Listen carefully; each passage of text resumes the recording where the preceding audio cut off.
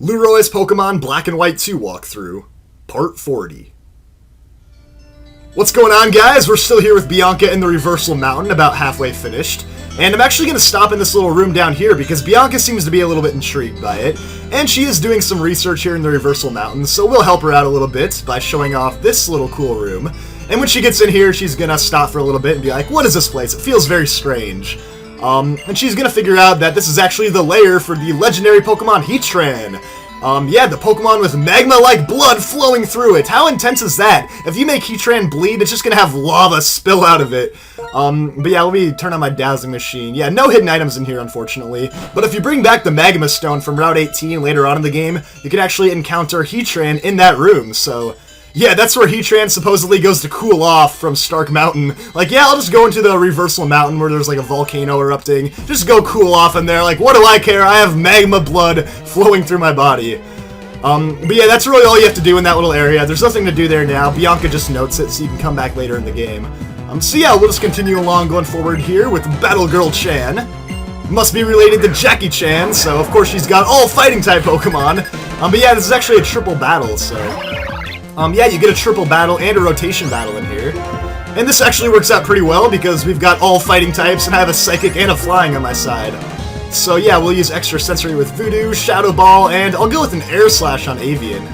But yeah, Voodoo's extremely close to evolving. Probably after this battle, hopefully, he'll be up to level 36. And yeah, Avian, why don't you go ahead and take down that Riolu on the side there. And hopefully that's a one-hit KO, because Air Slash has a good amount of damage, and I have the Sharp Beak attached to Avian, so that helps out quite a bit. Anyway, is there some experience for everybody? I still have the experience share on Baltoy, so he gets a little bit of extra experience. And there's gonna be a defense drop there on Baltoy from the Screech. I love how, like, only Baltoy hears the Screech, like no one else heard that and got their defense lowered. Oh, but Rock Slide actually missed on... Baltoy there, but still did a good chunk. I would have rather it missed on Litwick or Avian, because they're actually weak to it, but that Shadow Ball will take out the Girder, so all we've got left is a Riolu. And not quite up a level, but hopefully this one will finish it off for us. But yeah, what's cool about triple battles is that flying types can actually strike all the way across the field. So even though Riolu is on the other side, where I normally wouldn't be able to attack with Avian, I can still hit it with an Air Slash, and...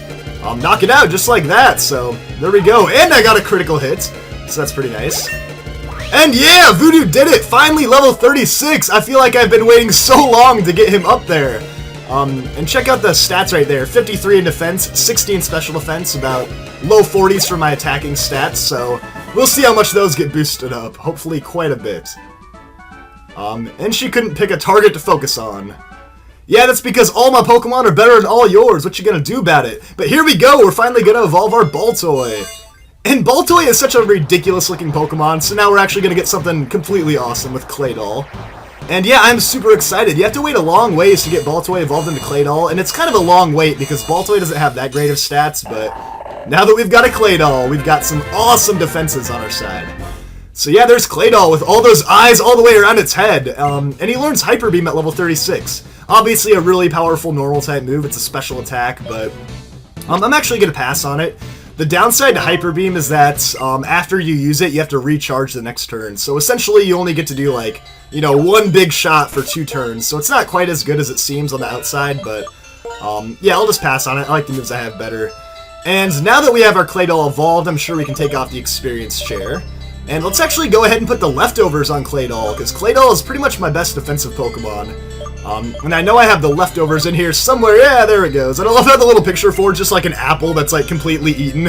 It's like, what are you gonna do with that? How are those leftovers? You're just eating like the inside of an apple.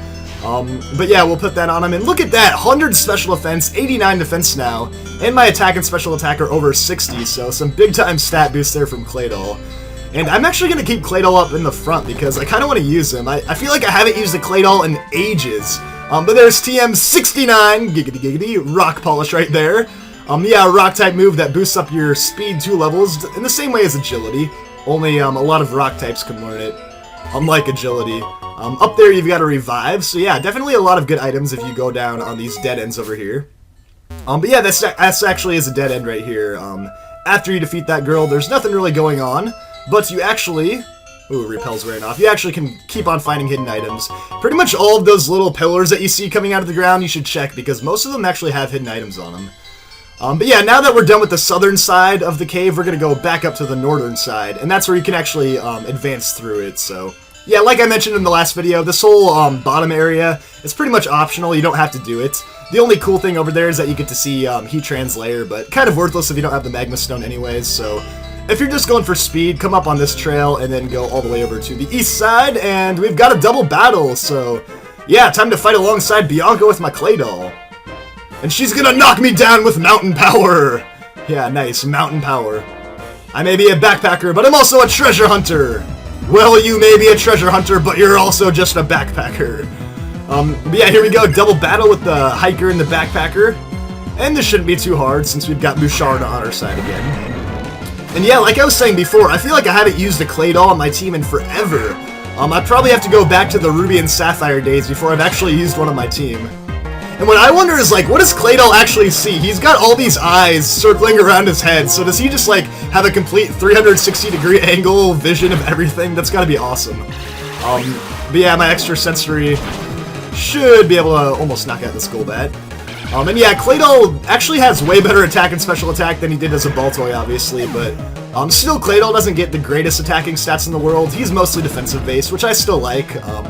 You know, I have Cosmic Power to boost that up even more. I've got my leftovers healing up my HP, and I actually get some pretty good attacking moves.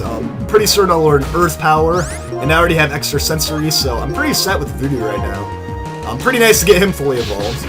Oh, and Thrash is actually going to do a lot of damage, especially coming from a Darmanitan, but luckily I'll get underground here with Dig. And Musharna's got Energy Ball, so yeah, Bianca actually has some really nice moves to support your team with Musharna. I don't think I've, like, really ever had Musharna get knocked out. Always seems to, you know, make it to the end of the battle. I mean, it's at level 40 and has a ton of HP, so pretty reliable Pokemon. Yeah, pretty reliable to take the Thrashes from Darmanitan. But yeah, that Dig should knock it out, because that's super effective. And adios, Darmanitan! Even got a critical hit on there. And I don't even know how clay doll would go about digging underneath the ground, but whatever. Still does a lot of damage. And that Energy Ball will finish it off. But yeah, Dig will be my main ground-type move, at least until I get Earth Power. Then I'll have a little bit more powerful of a move. And my leftovers keep on restoring health, which is nice. And last up, we've got an Excadrill, so... yeah, you can actually find Excadrill in here in the Dust Clouds. I never really go for the Dust Clouds because, I don't know, I just don't like running into wild Pokemon, but you can find good items too, but I'm not really interested in fighting Excadrill. And yeah, I took the Slash pretty well, so this Dig should be able to finish it off after that Energy Ball.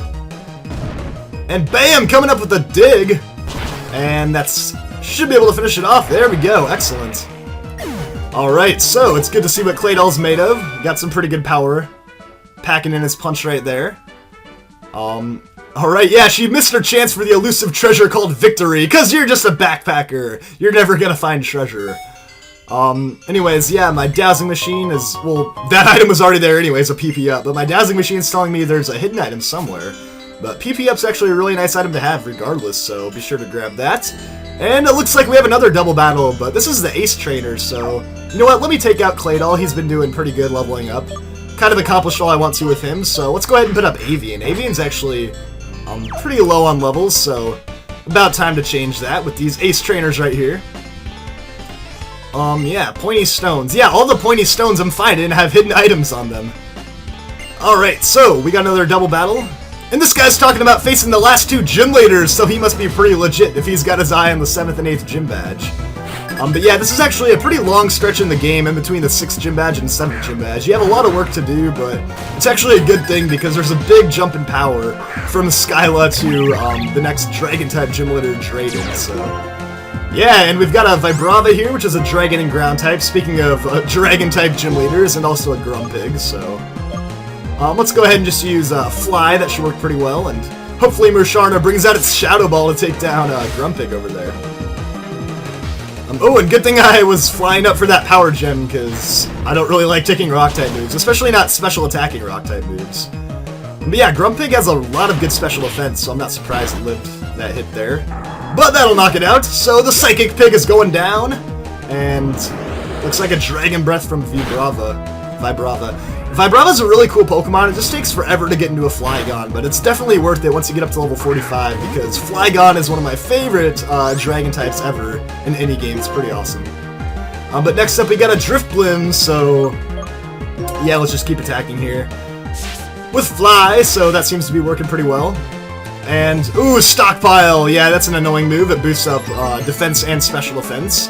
Actually, one of my preferred moves to use. It's pretty handy. And there's an Earth Power, which is the move I'll actually be getting pretty soon on Claydol. But Energy Ball, ooh, that should be enough to take down the Vibrava. So there we go. And yeah, this place is just completely full of double battles, rotation battles, triple battles. You hardly get any just like regular single battles. But Avian's gonna grow up to level 35 while up in the sky, which is pretty cool. And let's come down on this Drifblim, but it got its defenses boosted up, so yeah, I can actually take it pretty well. Alright, Avian, what are you gonna do? We got Camerupt over here, who might have a Rock Slide, which would be kind of annoying. Hopefully this Shadow Ball gets a critical hit or something. Alright, not quite, but... Ooh, and now Camerupt's gonna use Curse, so wow, these trainers really like boosting up their defenses, which I don't really like, but I guess it's better than actually getting attacked by powerful moves. You know what, let's try to go for an Air Slash to take this out. I don't know, I just don't really want to use Fly, it takes too long sometimes. So we'll try that, and hopefully it knocks it out. And, oh, not quite. Oh, Spit Up, yeah, that move's pretty annoying, that should knock me out. Yeah, Spit Up gets more powerful every time they use Stockpile, so I really should have just used Fly, but... Oh, well, I guess my impatience got me killed. But Camerupt's probably... Oh yeah, I forgot Camerupt boosted up his defense, so it took it pretty well. But you know what, that Rock Slide probably would have just knocked me out anyways, so what difference does it really make? Let's go ahead and go over to Litwick and see what he can do. See if Lumiere can finish off these Pokemon. But yeah, Camerupt is a White 2 exclusive Pokemon you can find here in the Reversal Mountain. Yeah, I used one back in my Ruby and Sapphire walkthrough, so you know I'm kind of a big fan of Camerupt. Even though it's insanely weak to water, it's still... Whoa, I almost got killed there, but luckily I lived to see another day. So I might actually get through this battle, but... Yeah, Camerupt's a cool Pokemon. It gets really powerful fire and ground type moves. Not like the best defenses in the world. And apparently not the best accuracy in the world either, because I just dodged that Rock Slide and get to survive, and now I'm gonna knock you out. But yeah, Camerupt's a pretty cool Pokemon. It's not the greatest, it's not the best fire type in the game, obviously, not the best ground type in the game, obviously, but it's still a fun one to use. Yeah, I always have a good time using Numel and Camerupt. Anyways, yeah, we barely got out of that battle there. Lumiere was on the verge of death and then just dodged a Rock Slide, which was epic, but... yeah, that's actually going to be the last, well, no, that's the last double battle. There's still one more trainer in here, but... Yeah, my Dowsing Machine was going off earlier, and I think... Let me turn that back on, actually. It should be right around... Oh, it's right here. Alright, so there's a Calcium. And I love how the, like, proteins and calcium and all that stuff, like, there's only one form of that vitamin in all of the Pokemon world. Like, yeah, you can drink Moo Moo Milk, but there's no calcium in there. You can't boost up your special attack with Moo Moo Milk. That's ridiculous.